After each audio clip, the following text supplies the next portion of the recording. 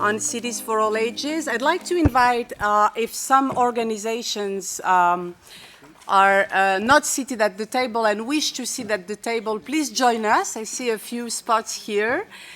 Do signal yourself to the Secretariat and they'll bring your nameplates, and this is going to be important, especially for the Q&A session and the free-flowing conversation we're going to have after the introduction of this session.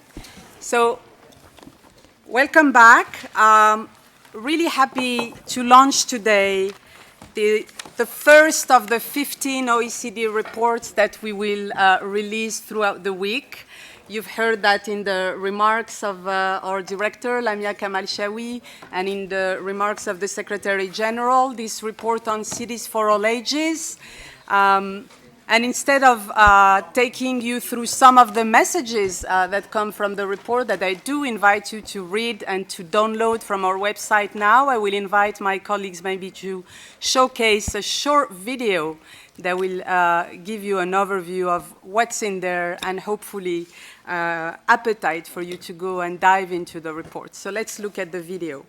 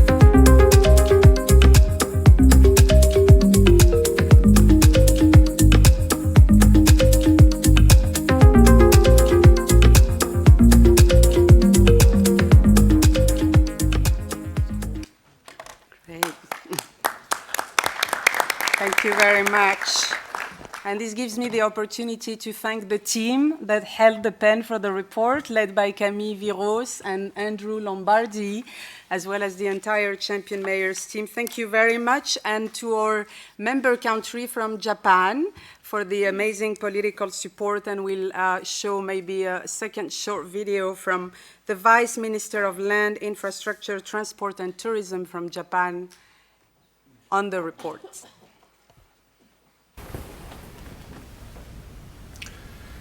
皆さんこんにちは。日本国国土交通大臣政務官の吉井明です。この度 OECD 主催のアーバンデイズにおいて我が国の拠出金を活用したプロジェクトであるあらゆる年齢層のためのまちづくりのレポートが取りまとめられ、今回発表するためのイベントが開催されますことをお祝い申し上げます。本日私はイベントへ直接参加できず、大変残念ですが、代わりにビデオメッセージでご挨拶を申し上げます。都市は子どもから高齢者まで多種多様な方々が日々の生活を営む場です。年齢にかかわらず、誰もが快適に暮らし、学び、働ける環境を整えることは、持続可能で活力ある社会の実現につながります。すべての世代が支え合い、活躍できる持続可能なまちづくりを推進することが、未来の社会を豊かにする鍵となります。我が国は OECD 諸国の中でも、高齢化率が約 30% と最も高く、単身高齢者も増加しております。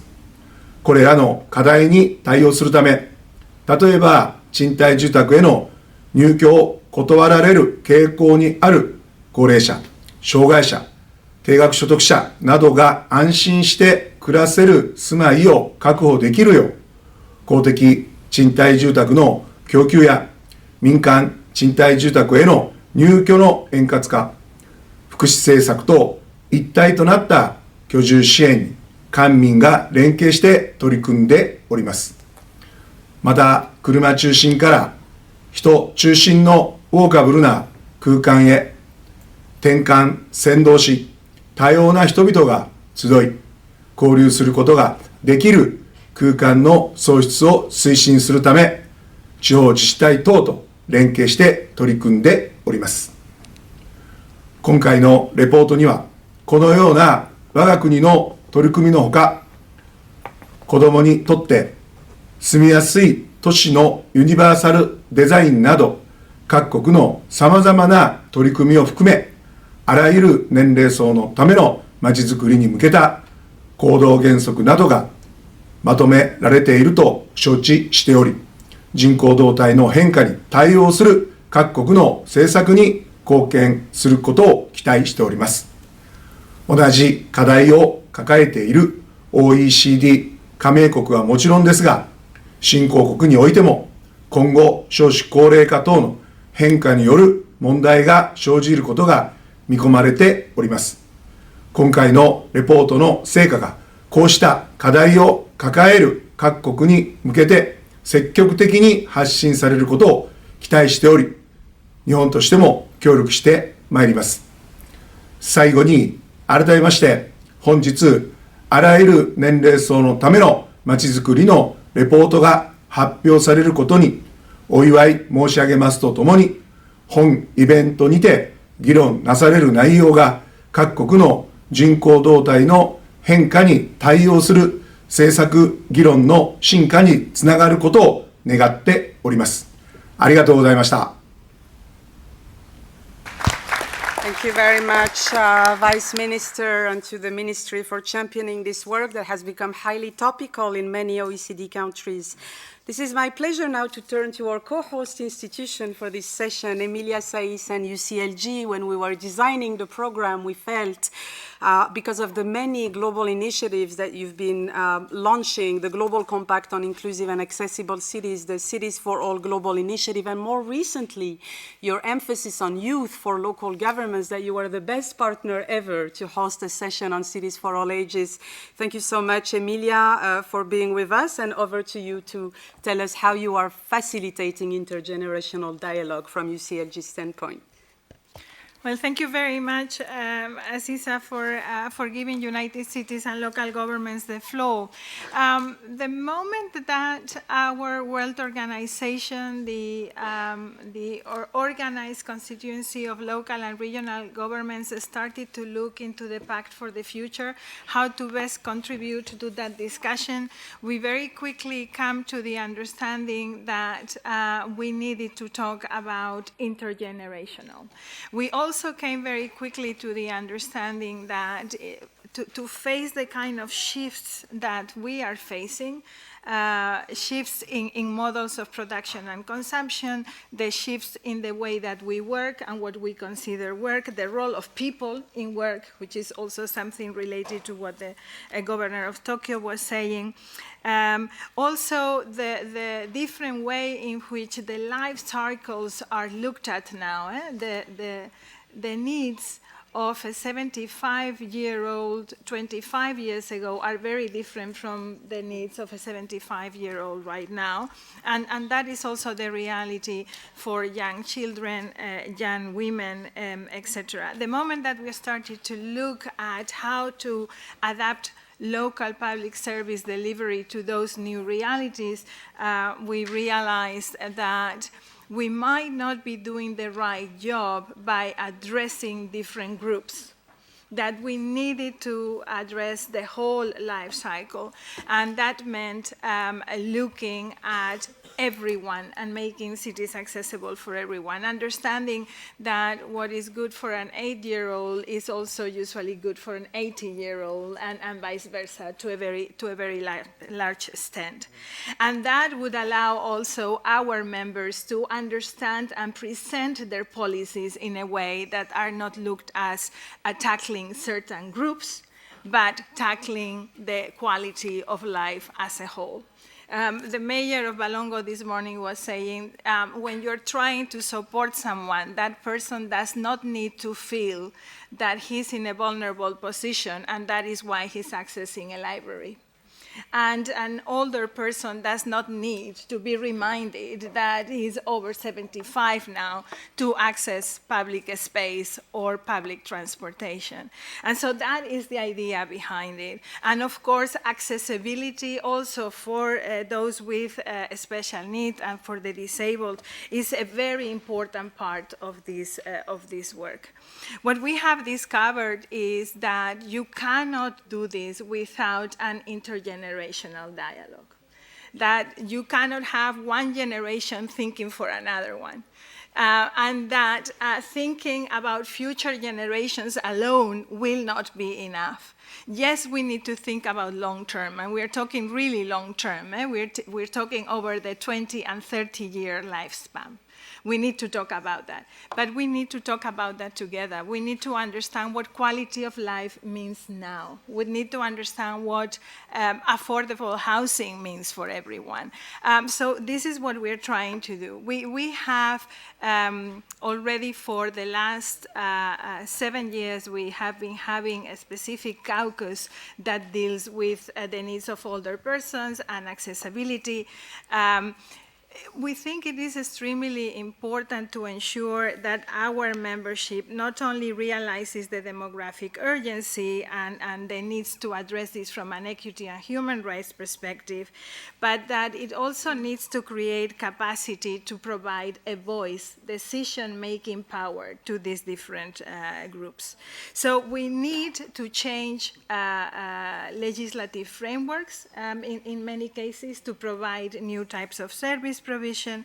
We need to provide meaningful participation, of course, but we also need to guarantee safety and independence for groups of people that up until now have been really looked at as totally dependent from others.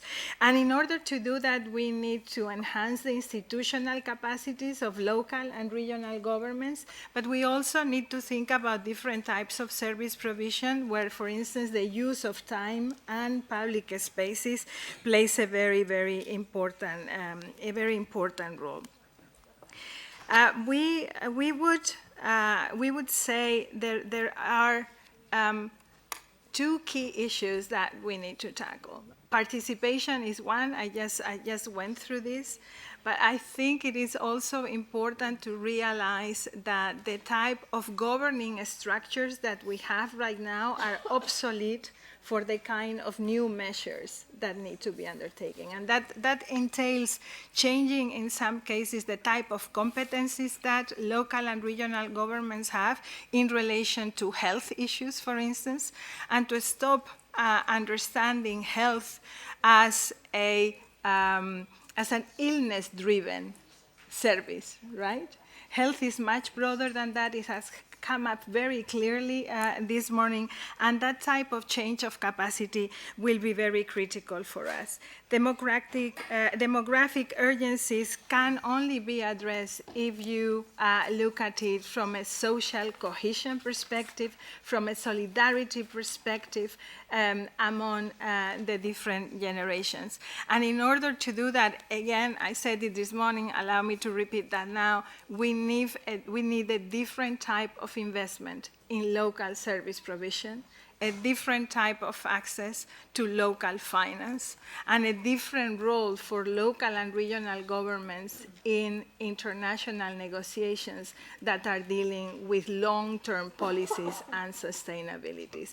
So I hope to find some of these things back as we facilitate the concrete examples of cities for all ages that I'm sure are going to emanate from my membership and from the champion mayors around the floor today. Thank you very much, Aziza. Thank you very much, Emilia.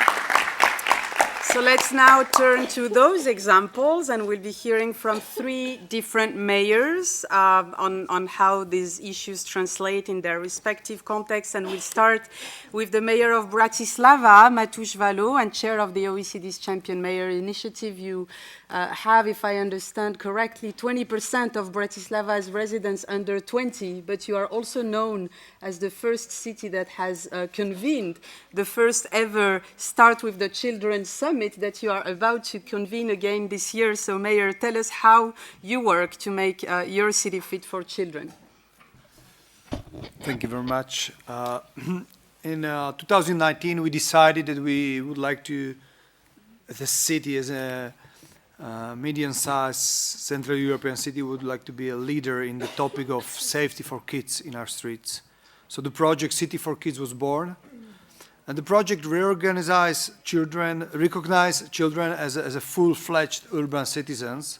Their needs are not additional, but fundamental to the creation of high-quality public space. A well-designed public space for children, in fact, is a better public space for everyone, safer, more accessible, and more joyful for users of all ages. A project focused on integrating children experience and needs directly into the urban planning process.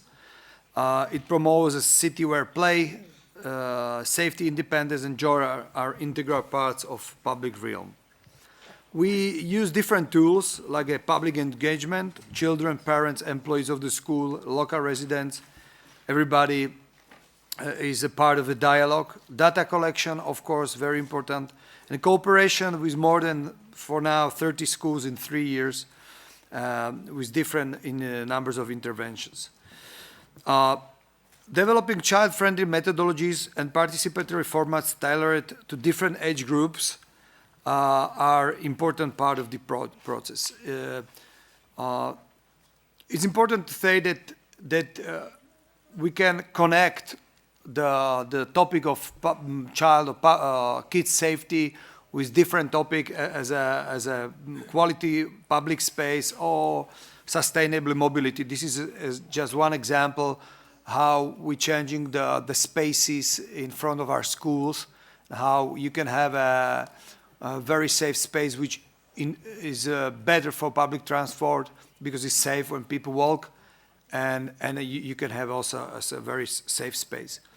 And when we try to put together all the know-how or see what the other cities are doing, we understand that there wasn't a real conference where when all the know-how is all together.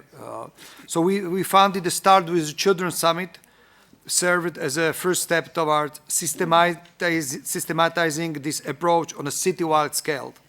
Connected schools, academia, NGOs, municipal expert, and civic organization all around the world.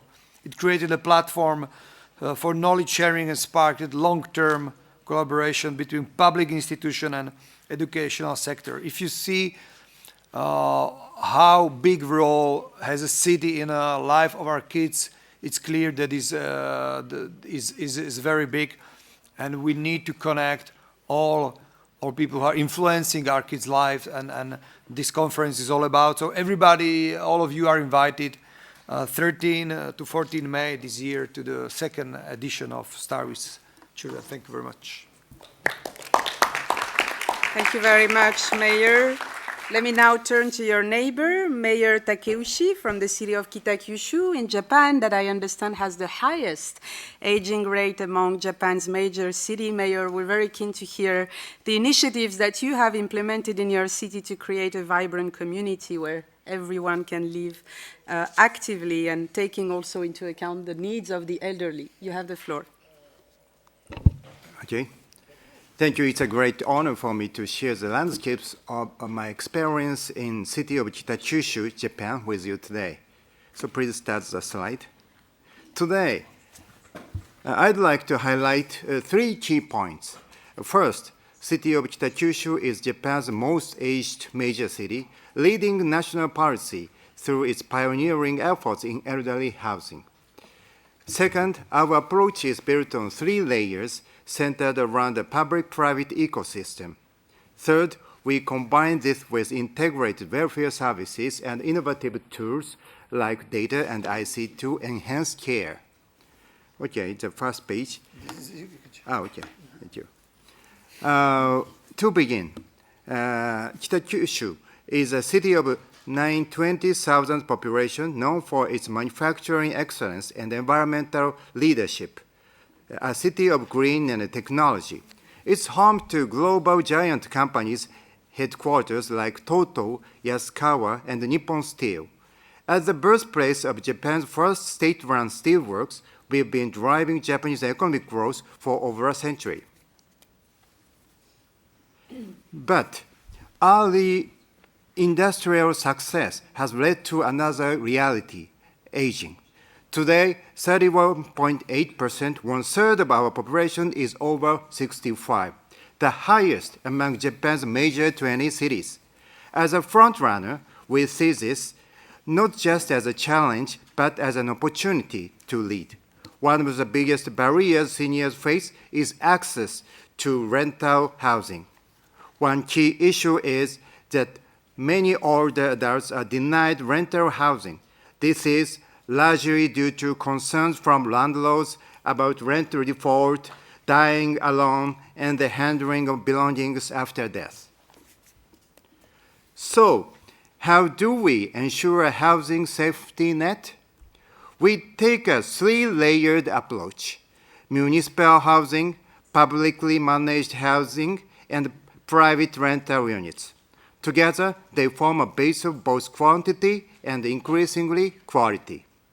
Let's deep dive. First, municipal housing. Kitakyushu offers over 33,000 affordable units, not just as shelter, but as dignified supported living. We integrate housing with care through barrier-free design, emergency sensors, and on-site staff for safety checks and assistance. The second and third layers involve semi-public and private housing. Here, the key is ecosystem building. We've established a local housing support council that brings together the city real estate groups and nonprofits to share information, coordinate services, and match seniors with both homes and support. This kind of cross-sector collaboration is exactly what our communities need. Let me give you one example. A leading nationally well-known NPO, Hoboku, leases vacant homes from landlords at reduced rates. They use the margin to fund daily check-ins, life skills coaching, and even rent guarantees, creating a win-win for tenants, landlords, and the NPO alike. Another example is data-driven monitoring. Using smart meters, Hoboku tracks electricity and water use to identify irregular patterns, signals that the resident might be in distress. In one case, this helped to detect a health emergency and enabled early intervention. These local innovations, Kitakyushu model, have helped shape national policy.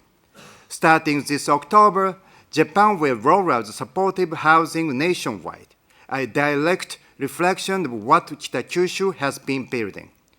We are also planning to convert more municipal units into supportive housing through public-private collaboration. But quantity is not enough. Quality matters just as much. Safe housing means reducing risks like falls and ensuring daily comfort. For over 30 years, we promoted age-friendly renovations, offering in-home assessments, expert advice, and subsidies to support safer, more livable homes. And of course, housing is only part of the picture. Mobility is equally critical. Without access, to shops, clinics, or neighbors, seniors remain isolated. We are creating a platform working with transport providers and local residents to co-create outing transport or odekake solutions, particularly in hilly suburban areas. Taken together, housing, infrastructure, and mobility, these form the foundation for delivering truly integrated care, including medical, nursing, and daily living support.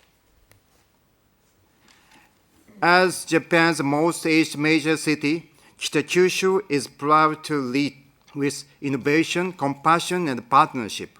We work hand in hand with community stakeholders to ensure that aging does not mean isolation, but rather continued dignity and connection, leading to literally local sustainability. In closing, Kitakyushu's experience showed that even the most complex challenges like aging can be met with creativity, collaboration, and care. If any part of our approach resonates with you, we warmly welcome you to visit the city of Kitakyushu. Come see how we are building a future of dignity together, one neighborhood at a time. Thank you.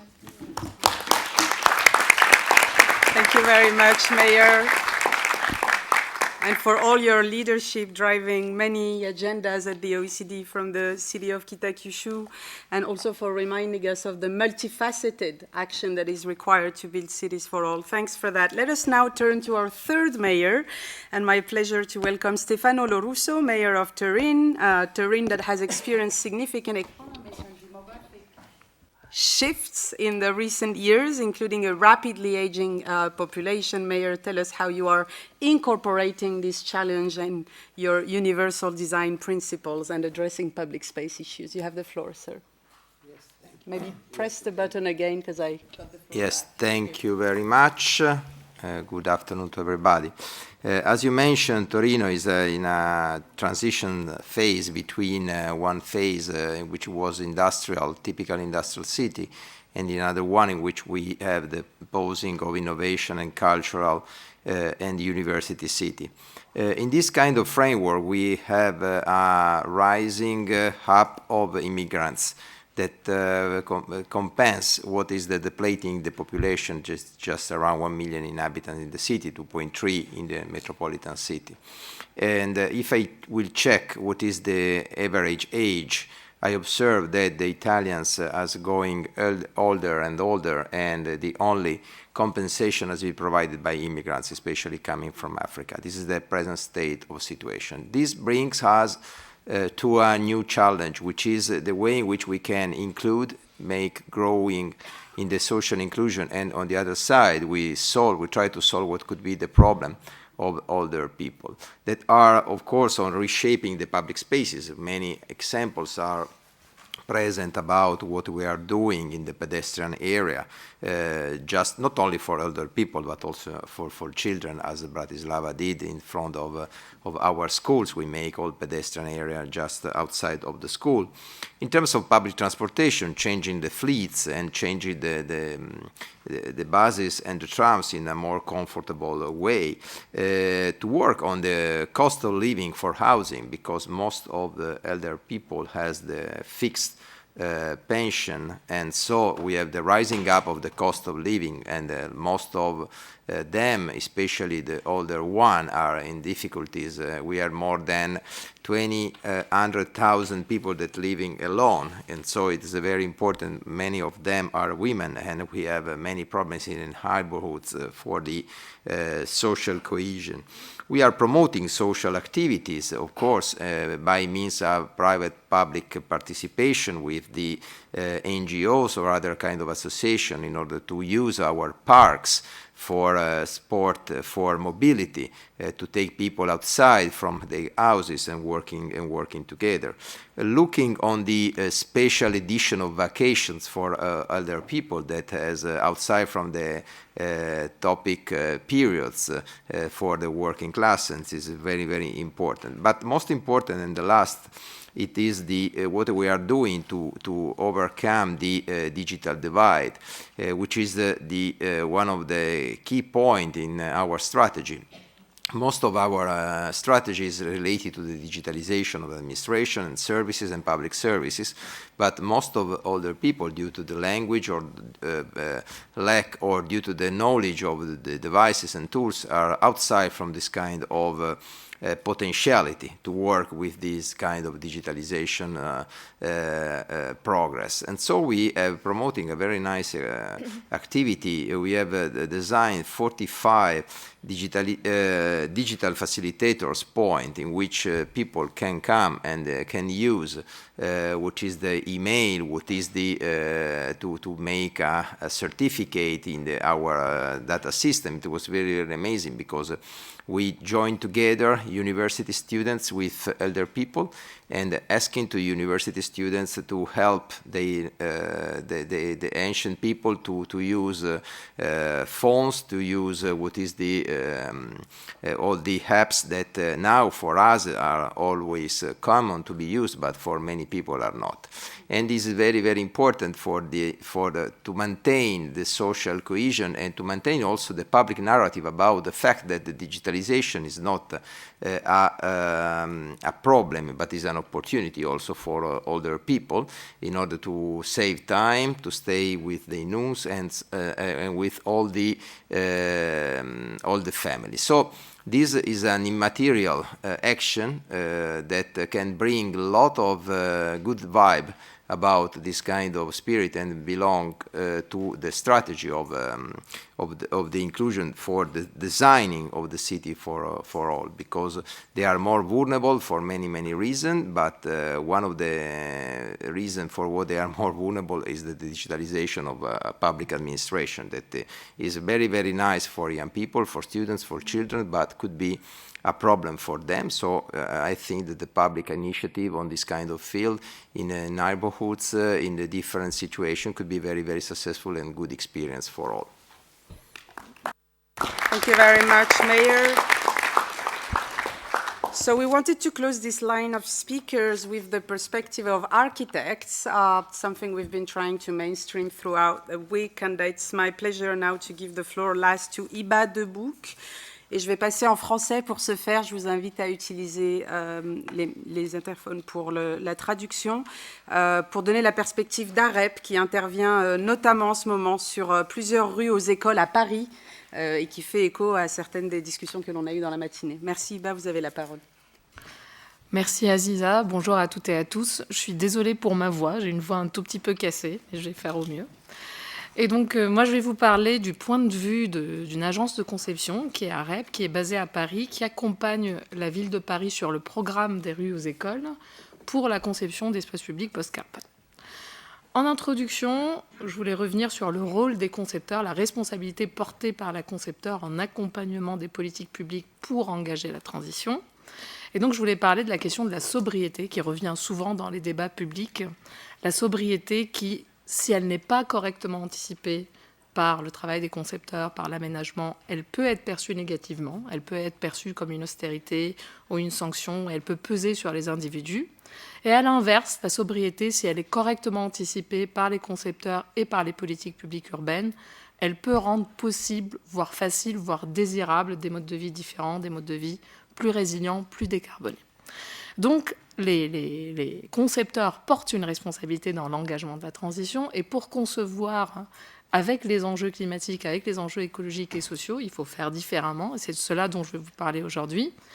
Et je vais illustrer cette conception post-carbone par l'exemple des rues aux écoles. Et pour les rues aux écoles, j'utilise souvent une citation d'un concepteur, alors un architecte qui l'utilisait pour parler d'architecture minimaliste, et disait « less is more, moins c'est plus ». Nous, on l'utilise souvent pour les rues aux écoles. Moins de carbone, moins de pollution, moins de voitures. C'est plus de place pour les enfants, plus de contact avec la nature en ville, plus de liens sociaux, plus de proximité. Donc, les rues aux écoles présentent un relais positif, optimiste de cette transition post-carbone qui est nécessaire.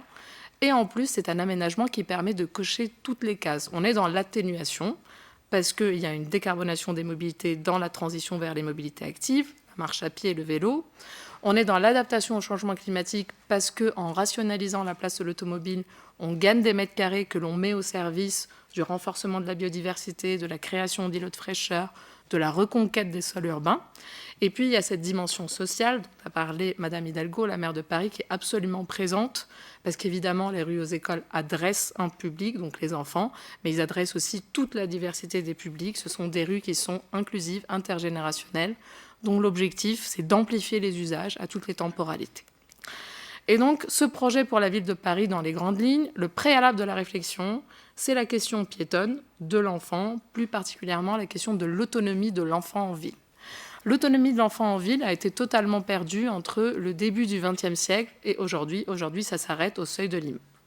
L'enjeu donc de ce programme de rue aux écoles, ce n'est pas de dire aux adultes et aux parents qu'il faut lâcher les enfants dans l'espace public sur plusieurs kilomètres, mais plutôt de sortir d'une logique ou d'un imaginaire où la rue est perçue comme une arène de danger, un espace de menace, à une situation où l'enfant retrouve un parcours de santé, la question de santé est très présente, un parcours de plaisir, où il peut courir, jouer, se promener et même faire école dehors en toute sécurité. Et donc la question de l'imaginaire, j'en ai parlé un peu au début, elle est très importante, parce que l'imaginaire est un outil d'influence sur l'inconscient collectif et par conséquent sur l'action publique, l'action politique. Et les rues aux écoles traduisent ce changement d'imaginaire nécessaire, parce qu'on passe d'un imaginaire où la rue est un corridor à bagnole, comme le dit Isabelle Barrault-Sarfati, un couloir à voiture, où on a une prédominance systématique de l'infrastructure au détriment du vivant, humain ou non humain, vers un imaginaire où on va positionner l'enfant, mais aussi le piéton, le vivant humain, le vivant non humain, au cœur du dispositif. Dans le changement de méthode de conception, il y a aussi ce besoin de se positionner à hauteur d'enfant, de comprendre sa perspective, sa perception de l'espace public. Là, on s'est inspiré d'une démarche qui n'a pas été inventée à Paris, mais une démarche qui vient de la ville de Bâle, qui s'appelle le guide des yeux à 1,20 m. Et donc, c'est une démarche qui favorise l'émergence de projets qui, de la conception à l'exploitation, vont permettre d'intégrer la perspective d'un enfant dans la manière de lire et de comprendre l'espace public. Pour récolter cette manière de comprendre l'espace public par les enfants, on fait de la concertation pour mieux programmer. Alors évidemment, dans les concertations, tous les enfants veulent un toboggan, une piscine au milieu de la rue. Ce n'est pas l'objectif de la concertation, mais c'est plutôt de comprendre la manière avec laquelle l'enfant perçoit les dysfonctionnements ou les bons fonctionnements sur l'espace public. La concertation se fait aussi avec les parents, les habitants du quartier, le personnel scolaire, qui ont toutes et tous évidemment des choses à dire sur le présent et le futur de ces rues. Les rues aux écoles, ce n'est pas uniquement un aménagement d'espace public, c'est de la véritable programmation de nouveaux usages qui est contextualisée en fonction du contexte local. Donc là, j'ai mis 3 exemples de rues sur lesquelles l'apaisement ou la fermeture à la circulation de la rue à Paris permet d'envisager de nouveaux programmes, soit de faire école dehors, soit d'envisager de la végétalisation comestible avec des potagers, des vergers qui sont travaillés avec les enfants et le personnel scolaire, mais aussi le tissu habité. Et puis la rue sportive avec le design actif. Et puis pour conclure, 4 ingrédients du succès pour nous. Faire au maximum avec l'existant, ne pas tout démolir, tout reconstruire pour tout faire, mais garder au maximum le profil de la rue. Utiliser des matériaux durables, bas carbone, issus de filières locales. Il est temps que je termine parce que j'ai plus de voix. Respecter l'identité parisienne, donc respecter le manifeste pour la beauté de Paris. Et puis évidemment, vu qu'on parle de grande échelle, tester, vérifier, expérimenter à petite échelle et à court terme avant de pérenniser, de fiabiliser, déployer à grande échelle et à long terme. Merci beaucoup. Merci beaucoup, Iba. Thank you very much. So this is where normally we end the session, but we started with half an hour late. We'll try not to finish with half an hour late, but if you agree to run for an extra 15 minutes, there are 3 things I'd like to do. The first one is to invite any of you around the table or in the room willing to add to the discussion, to ask a question to any of the speakers, to share a testimony or a personal experience on how to build cities for all ages. To do it, you can, if you're seated around the table and are not familiar with the OECD, just raise your flag this way, in a way that I can read it from here and give you the floor, and I invite you to stick to 2 minutes for your respective interventions. And while this is warming up, the first one needs to break the ice, and then others will follow. The second thing that will follow is that we will invite a young representative to share with us testimony on how this conversation translates into the daily life of youth in cities, and then we'll have Tommaso concluding the session with some of the ways forward. So is there any question, reaction? I know you're eager to have coffee. I reassure you, coffee will be waiting outside, but if there's an intervention or two, I didn't want to miss the opportunity. It's been a long series of speeches. Even if we're late, we should take that moment in case someone around the table wants to step in. Yes, go ahead, Jonathan, please, and introduce yourself. Thank you. Hi, Jonathan Reckford with Habitat for Humanity. One thing I didn't hear, but is a just core design element, is the need for mixed income, mixed use design, which is inherently more inclusive. Cities are increasingly becoming economically segregated, but that also means people are traveling long distances to get to work. That's less family friendly, but also we know social mobility is dramatically different in mixed income communities. Thank you very much. Any other intervention before maybe I turn to our mayors or Iba as well to respond to that question? Anyone else? If you're not sitting at the table, you can just wave your hand and I'll bring a mic to you. No? Okay. Well, you were given a chance. We'll have other opportunities later. So maybe anyone willing to react from the speakers on this mixed income, mixed use interventions? Iba? Vas-y, je t'en prie. Ce que j'ai expliqué à un moment, c'est que les rues aux écoles, évidemment, ça positionne les enfants au cœur du dispositif, donc créer des espaces plus sécurisés où on permet à l'enfant de retrouver une autonomie. Mais dès le début, on avait pour enjeu de proposer aussi d'autres usages qui sont à destination de tous les habitants du quartier, quelle que soit la catégorie d'âge, et à toutes les temporalités, en dehors des temps scolaires. Et à un moment, j'ai montré 3 programmes que l'on propose sur des rues aux écoles à Paris. En fait, en travaillant sur la question mobilitaire, la question de la mobilité, on libère de la place et on peut proposer des programmes de l'échelle de proximité. Donc, quel que soit l'habitant de Paris, il peut avoir à proximité de lui, dans la rue aux écoles à proximité, un aménagement qui lui est destiné avec de l'activité. Ça peut être lié au sport, ça peut être lié à l'agriculture, ça peut être lié simplement au repos, à la détente, avec des espaces verts. Voilà. Donc, l'enjeu de la mixité d'usage est primordial. Thank you very much. Anyone else? If not, then I see Japan is asking for the floor. You have the floor. Thank you, Chair. From the government perspective, we are proud to have 3 outstanding champion mayors from Japan here. They give meaningful presentations on urban housing policies, and their efforts are truly pioneering and provide many insights for us. As you know, Japan faces a rapid aging population and an increase in low-income single seniors. The related law was amended last year to secure housing for those vulnerable groups. But I'd like to emphasize that even if the law are revised, what really matters is the proactive efforts of local governments. In that regard, today's mayors set powerful examples for municipalities across the world.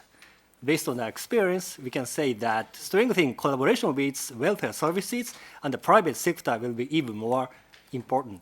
The Japanese government is providing financial support for such local efforts and encouraging them to create lively urban spaces. I believe the Urban Days offers a wonderful opportunity to share our ideas and initiatives with members. I'm looking forward to exchange views and thoughts with many countries to develop great solutions. Thank you very much. Thank you very much, Japan. And I don't see any other flag up. 1, 2, 3. Okay, we close the discussion, and I would like now to invite Laura Silva. And just to give a bit of background, because you're the first guinea pig here, so everybody understands what we're trying to do here. We've tried to mainstream throughout the program a youth moment, which will be one of the very last interventions where we've asked, in partnership with Sciences Po Paris and l'Université Léonard de Vinci, and I'd like to thank both Tommaso and Razi Amadi for their support in this effort, identified young graduates or students that will basically mirror some of the conversations in a short concluding statement of 2 minutes, and then we'll hand over to the discussant to take us forward. Laura, thank you very much, and you have the floor. Thank you so much. So first of all, I would like to stress how building cities for all, it's not just about, from this conversation, equality and inclusion and fairness, but it's also about giving back hope. And because especially I think young generations oftentimes can live in a situation of uncertainty and precarity. And therefore, cities can also feel like places of helplessness sometimes, rather than opportunity. And the second thing is, I think also building cities for all really goes beyond the single policies, of which I've heard some great examples, but it's really also about rebuilding a narrative and trying to be innovative and utopian sometimes, and really try to build a narrative collectively that also especially goes against, I would say, the individualistic trend that we have seen very much predominant in the recent years. And I think for that narrative to be effective and to be really powerful, it's important that everyone, like the youngsters, but also the elderly, and really everyone tries to collaboratively shape it. And yeah, so thank you so much for these insights. Thank you, Laura. Thank you so much. And over to you, Tommaso. You have this difficult task to put everything that you've heard into perspective, and that will avoid me summarizing anything from the session, and then we will give the floor to Emilia if she wishes to wrap up and go to the coffee break. Thanks a lot. You have the... Thanks a lot, Aziza. Thanks also, Emilia. And thank you for this opportunity. I'm touched and honored. And thanks to Andrew Lombardi and Camilla Viros for this report that support our discussion. Let me say, climate change is scaring, technological change and artificial intelligence are scaring, but the demographic change is not easier and simpler too. But please, before saying that it's scaring, let me say that an aging population in cities is not just a challenge. It's one of the greatest achievements of our time, a testament to longer lives, better care, and extraordinary resilience. But for sure, care is an issue we have to take seriously. If we truly want to build caring cities, as UCLG New Gold Report is proposing us, then we must start by caring for caring people in cities across all ages. Before talking about children and elderly, there is one group, as a sociologist, I would like to draw your attention to. Young women between the ages of 28 and 38. These are often the silent pillars of multi-generational care. They carry deep vertical solidarities, caring downwards for very young children, and at the same time, in the same moment of their life, upwards for elderly parents, often frail or dependent. Many of these women do this while navigating demanding stages in their own careers, often alone in a social infrastructure that's not yet made to sustain them. Surveys across OECD countries show this group as one of the most fatigued, stressed by urban life. Yet, they are largely absent from policy categories and institutional attention. Caring for this age group is not only about gender equity or health. It's about enabling the vitality of entire urban ecosystem. At the other end of the spectrum we discussed today, we must speak of the newly retired, not the elderly, but that group of active city makers, 60 years old, 70 years old. They are often the backbone of civic life, organizing sport clubs for free, cultural groups, solidarity initiatives, offering their time, skills, and wisdom. But they are also often socially segregated by age. They tell us, we want to contribute, but we are disconnected from other generations. Cities need spaces, rhythms, and policies that relink them to younger cohorts, to children, teenagers, and adults. And yes, we must design for the smallest citizens too, for toddlers. the quality of public space for toddlers is not luxury. It's essential, and it is essential as clean water or housing. Safe, beautiful, accessible public space is part of their basic needs. Teenagers, on the other hand, often fall through the cracks. Too young for policies that expect autonomy, too old for child-focused programs. In many cities, teenagers are not welcome. They are regulated, surveilled, or simply ignored and left at home. But they are a key cohort, full of potential and in need of recognition. To build cities for all ages, we need to design not just for categories, but for interdependencies. Today's, Laura said it, individualized urban life separates age cohorts more than ever. Social life becomes stratified by age. Yet many social problems, as was said before by mayors, is isolation, rising cost of care, housing crisis. Many social problems could find creative solutions through intergenerational approaches. Think of the programs where students and aging adults cohabiting with shared rules and responsibilities.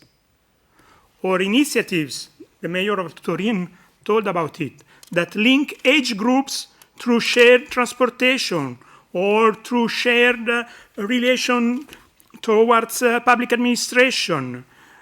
We need to design programs that foster intergenerational collaboration, design public spaces that are accessible, inclusive, to intergenerational interaction, including well-maintained pavements and walkable environments, adequate seating, and public toilets that are clean, safe, and accessible.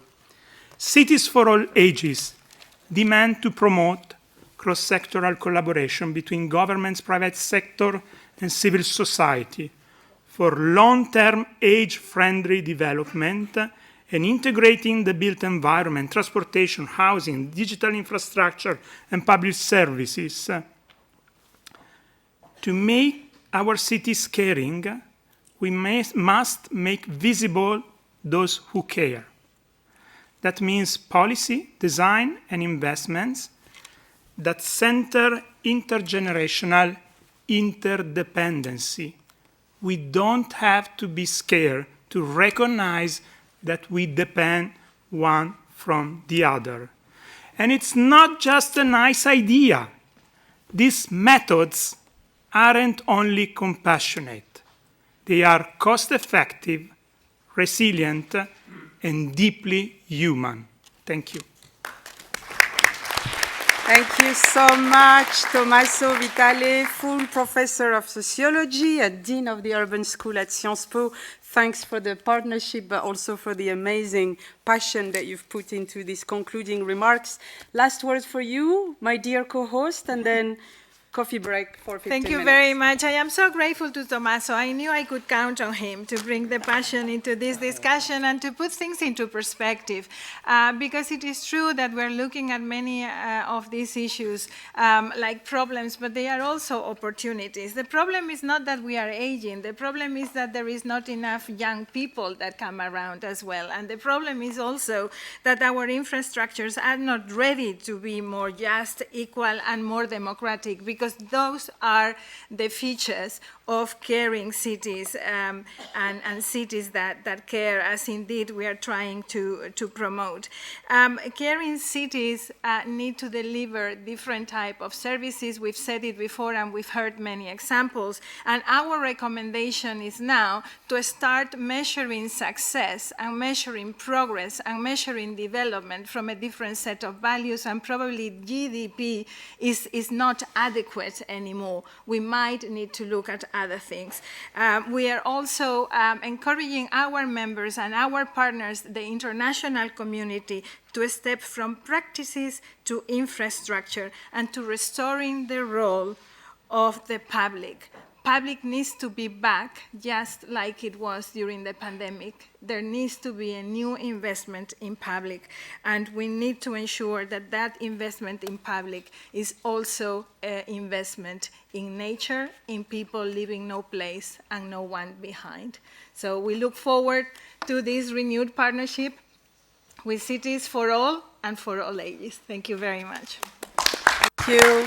A big round of applause to all the speakers. Thank you very much for your wisdom.